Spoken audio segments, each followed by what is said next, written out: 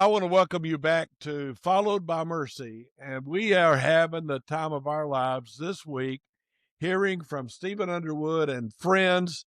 And we're talking about the Black Freedom Initiative and the Innocence Project. This is wonderful stuff.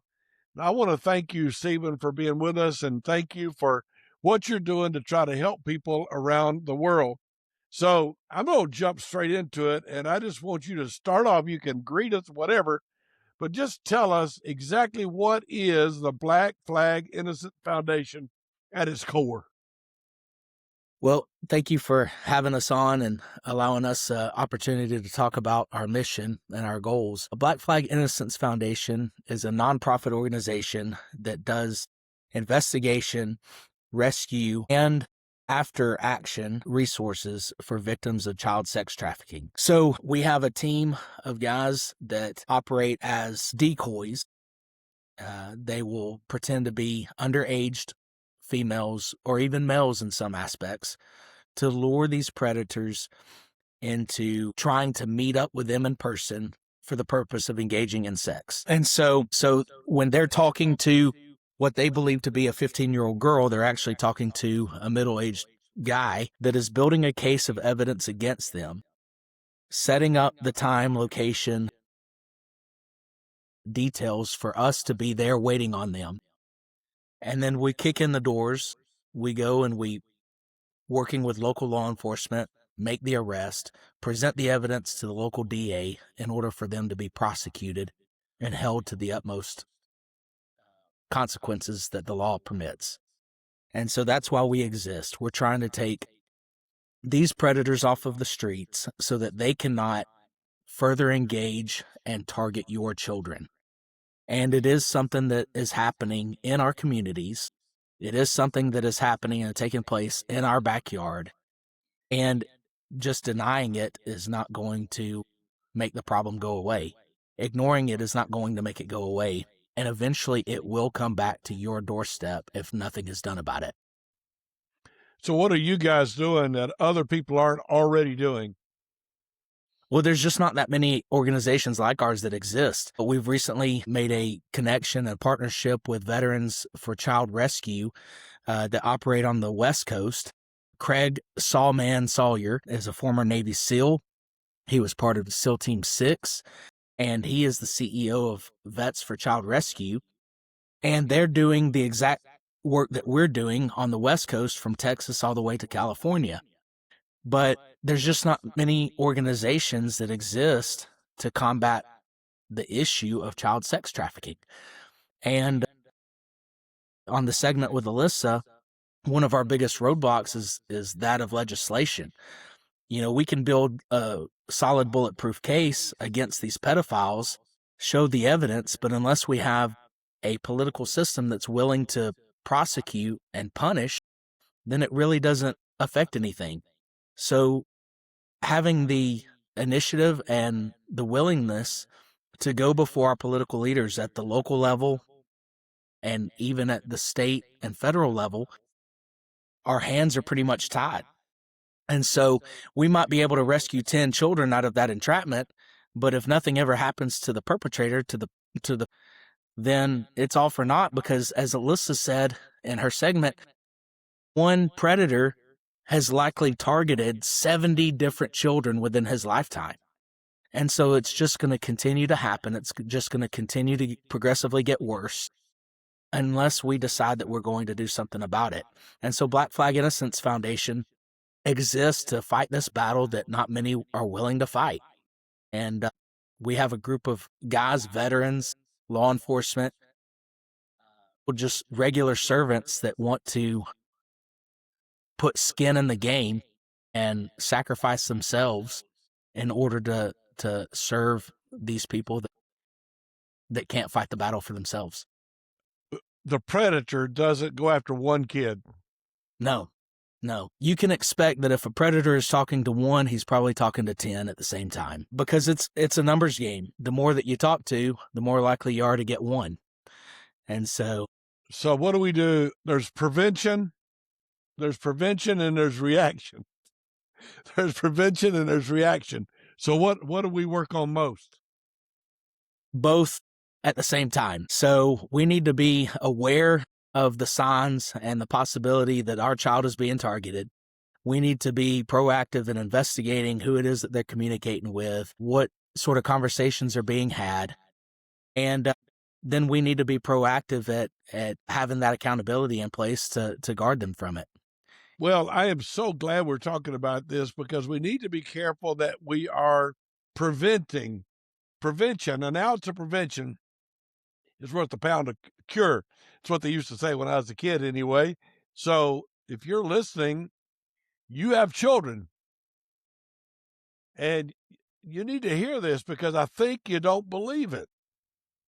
I think you don't believe it could happen to you. I think that's the way we tend to live. We don't think it could happen to us. Do you feel like that's an issue? Absolutely. I mean, we want to believe the best in society, and unfortunately, we can't live that way. We can't be naive to the fact that evil exists in this world, that there is a real devil, there is a real hell, and he's doing everything that he can to make sure that our children do not come to know Jesus Christ as their Savior and take as many people down with him as possible. And so real evil exists in the world. We realize it when it's on a national level and making national headlines. We just don't believe that it can happen in our area. But even when we hear stories of something that's happened in New York or in Miami or in Los Angeles, you realize that for them, that's their community. So it's happening where they are. Just because those are major cities doesn't mean that it's not happening in our area too. I think I'm just going to be honest with you, and I'm trying to help a little bit by doing the podcast. But I think that what was the film that we saw about child trafficking? What was the name of that? The Sound of Freedom. And that's the one where but that had to do with out of the country, didn't it?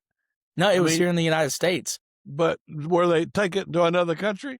Yeah, they were taken to another country, but Jim Caviezel, I don't know how to pronounce his last name. He's the one that played Jesus in Passion of the Christ. He is a federal agent that takes on this case to find a brother and sister that were kidnapped and put into child sex trafficking. And the first 30 seconds, first minute of the entire movie starts with real footage of children being snatched off the street, being pulled straight out of buggies in a supermarket and kidnapped for that sole purpose. And if you watch just that first few minutes of the entire movie, if you walked away and didn't watch the rest of it, which it's a great movie, I'm very glad that it was made and produced because it really is an eye-opener of the reality of what's actually happening. But it still feels like it's a long ways off. It does, but if you never start, it's like running a marathon. You got to start by taking that first step. And we're not looking at this as a sprint. We're not even looking at it as a marathon. It's a way of life at this point. But this is a lifelong commitment. I just want people to wake up because when you watch a video, it's like, yeah, that happened somewhere else, not here. It's not about me, not about my family. But your whole project is saying, no, it is about your family. It is. I mean, I'll be very careful about how much detail I go into, but it was several years ago. My oldest son, who's 17, almost 18 now, he was only 13 at the time. And I found images on his phone that people from the internet had sent him that would be explicit in nature. And he was 13. When I was 13, I was worried about playing backyard football. Pimples. Or, yeah, what friends could come over and go swimming in the summer. I was worried about where we were going to go eat after church. I wasn't worried about that stuff. But today, our 13-year-olds, 12-year-olds, 10-year-olds are being exposed to this junk. Earlier, you said 6. Yeah, so the first exposure to something pornographic on average is the age of 6. That's hard to believe. And it's just because it's everywhere. You can't go to any sort of social media platform without it being right there in your face, unsolicited. They use the sponsorship options to put those images in hopes to attract someone that will click the link and then get addicted to pornography. And honestly, that's where it really begins. Most of these predators didn't set out to start having sex with children. There wasn't something naturally ingrained in them to say, hey, I'm going to desire an 8-year-old little boy. They got addicted to pornography. Their minds were corrupted. They could not feel that desire with, natural desires, adults of their own age or anything like that. And so the more they progressed and the more they were addicted to that sort of mentality and lifestyle, the more extravagant that their desires became. They started desiring younger and younger and having these corrupt fantasies of what they could do.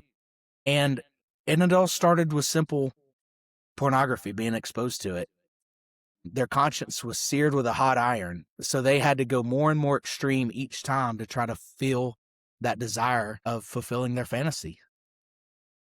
So right now, we could say that the heartbeat of the Black Flag Innocence Project would be prevention, or you're trying to, how much do we rescue and how much do we try to catch the guys? Kind of explain all that to me.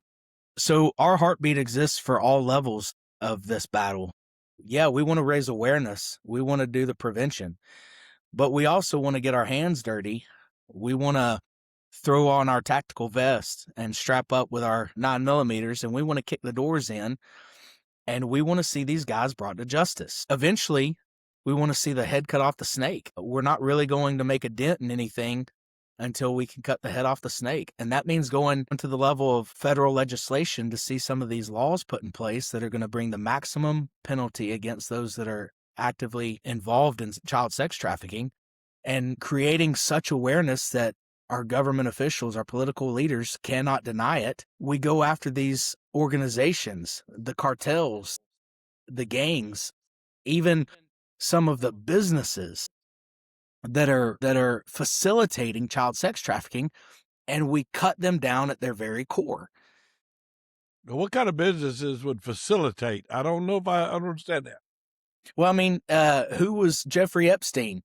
He was a businessman, and he had an entire island that he bought that he would fly his buddies, his business associates to, so that they could engage in sex with minors. So yeah, it's happening at all levels. It's at our highest forms of government, all the way down to our local level, where you're just average Joe that has a sick mentality wants to engage in these acts with your children. And so until we get to the point where we can go after those highest levels of office and see them brought to justice too. It's one thing for us to put some guy that lives in his mama's basement and is addicted to porn in jail, but until our political leaders are held to the same consequences that we want for that guy that's a creep, then really nothing's going to change. So Black Flag Innocence Foundation exists not only to fight the battle with boots on the ground, but also to have people who are going and lobbying on our behalf to see the laws of our land that bring stricter consequences to those who are practicing it, and then see justice that's equal across the board.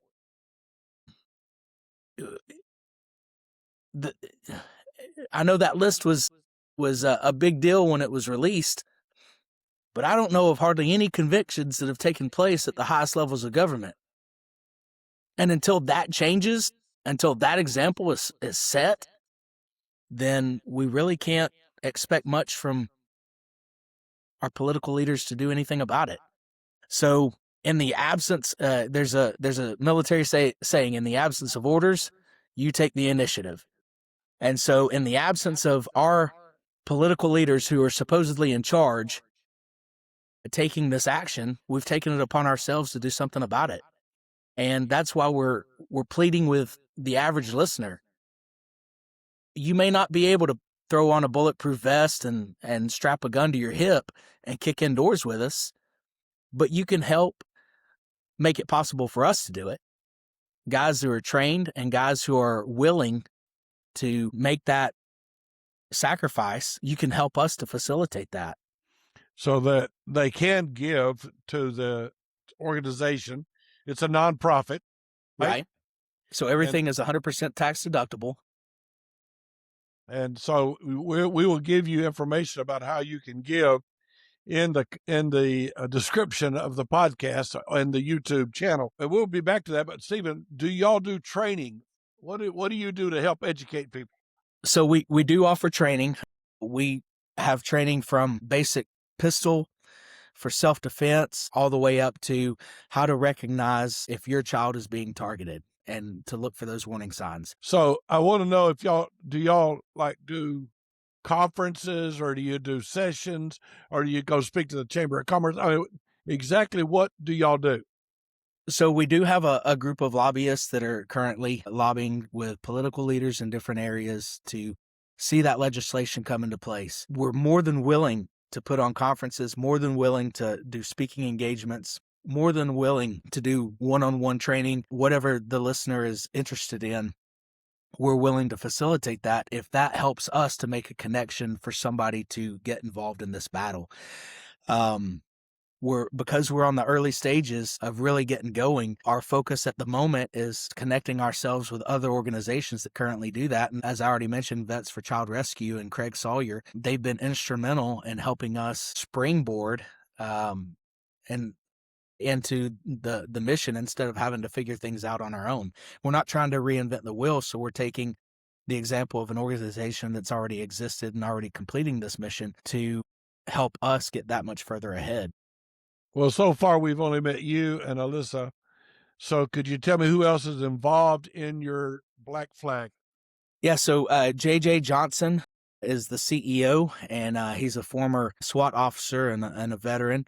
And then Dan Simmons, who's a former Green Beret, are part of the team. And then we have Haley Thomas, who was a canine handler in the Navy. And she was really my first point of contact with getting connected with Black Flag, and it was for the purpose of the executive protection. It was for private security.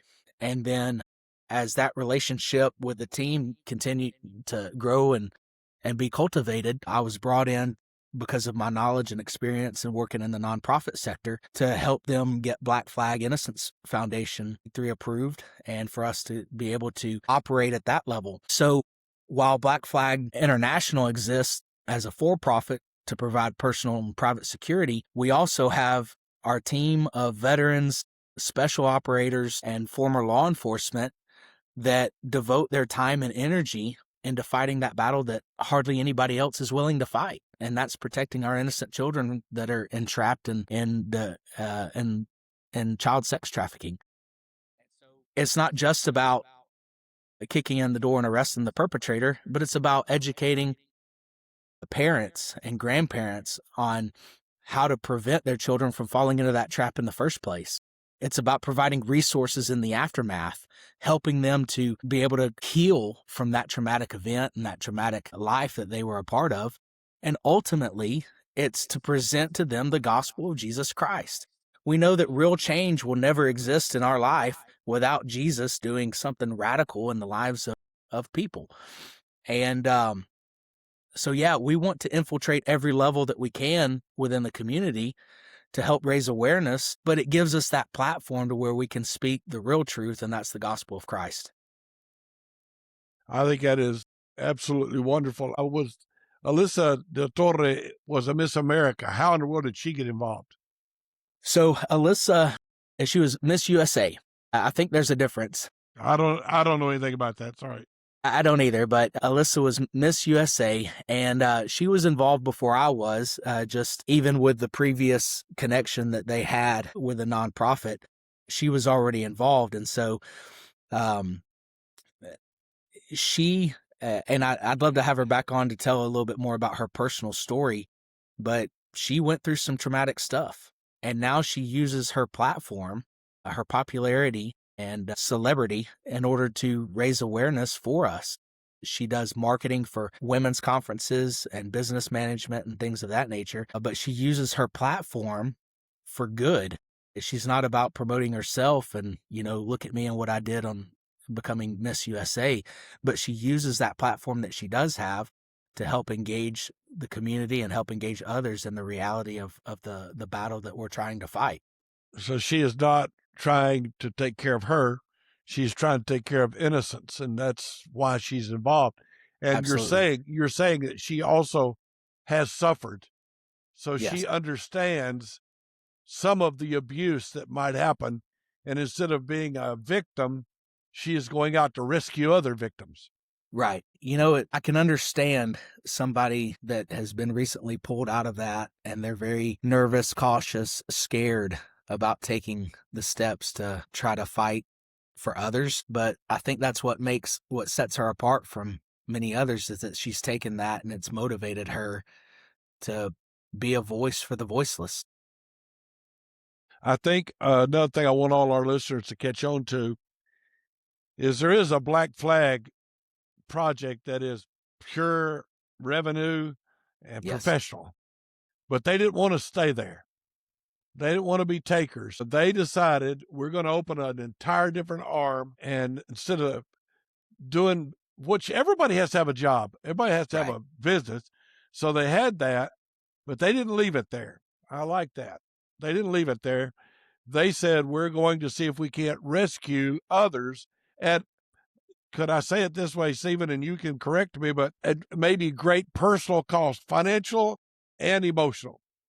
Absolutely. I would tell you right now, just in the early days of being involved with Black Flag Innocence Foundation, that every single one of us are financially invested in the project. We've all made sacrifices financially in order to supply needs that the team needs. I learned this lesson from you, team splits. And we always had some sort of team split that we were a part of to meet a need. And so our team will go in together and we'll cover the cost of something that we need because we're just not at the point and place where we have the steady source of income to be able to do that. So yeah, Black Flag International exists to make money and to provide a service for our clients. But beyond that, it exists so that we have the team and resources available to fight this often ignored battle of child sex trafficking. And if you ask anyone on the team, why they exist, I would almost guarantee that not one of them would mention we exist to provide executive protection for rich people that need personal security. Every single one of the people on our team would say we exist to fight this battle that nobody else is willing to fight. I think that is, I just think that's beautiful and wonderful. And I encourage all of our listeners to pray for these people and to get financially involved. And we're going to be back with you. We're going to come back and talk to you at least one more time. And then maybe in the future, Stephen, you can get some of the other guys on your team and all of y'all can be involved in this. But I know some of you listening are going to say, what does this have to do with Followed by Mercy? You're all about preaching the gospel, but the gospel gets involved where the rubber meets the road. Right. And and the whole lesson is followed by mercy. And these innocent children need to be followed by mercy. They are, because God is doing it. But then he sends the Black Flag Initiative, the Black Flag Innocence Initiative. He sends them in to rescue those children and to help those children. I think we can make a difference. And I want to challenge you to get involved with that. So, Stephen, take the last minute or two here and say whatever you want to say. Try to get people involved. Well, just kind of springboarding off of what you just said, could you imagine the story of the Good Samaritan being told if he didn't exist? The Good Samaritan is in the Bible to give us an example of somebody that went out of their way to help somebody that didn't even like them. And Jesus used that to tell us, hey, we exist to serve others. We exist to go out of our way to help those that are in need. And it's not for the simple purpose of just meeting a physical need, but it's ultimately to meet a spiritual need. And that's for them to be able to receive Jesus Christ as their Savior. It's just an avenue. It's one method that we have to not only help them in this life, but to help them with meeting the spiritual need of salvation. And so that's why I can be so invested in what we're doing, is because I know it doesn't just end when a predator is in handcuffs and is prosecuted. It ends when that victim has an opportunity to hear that there was somebody that loved them so much that he lived a perfect and sinless life, yet he laid down his life so that they could have eternal salvation, so that they could be forgiven of their sins, so that they could have a home in heaven one day when they die. And that's why I can get behind this team so willingly and proudly, with great pride. I can stand behind them and say, it doesn't matter what role I play, just put me to work. And that's what I would challenge our listeners to do. Don't worry about how much you can help. If you're just willing to get involved in some way, it's going to make a difference in someone else's life. Amen. And that ought to motivate all of us, because you are followed by mercy and because you can make a difference. I think about my children and my grandchildren, and I say, I would be glad to have these men and women helping us. And so let's pray for the Black Flag Innocence Foundation. Black Flag Innocence Foundation. And pray for them, get involved and help out. And don't miss tomorrow. We'll sum it up and we'll tell some stories, and I hope it'll make a difference in your life.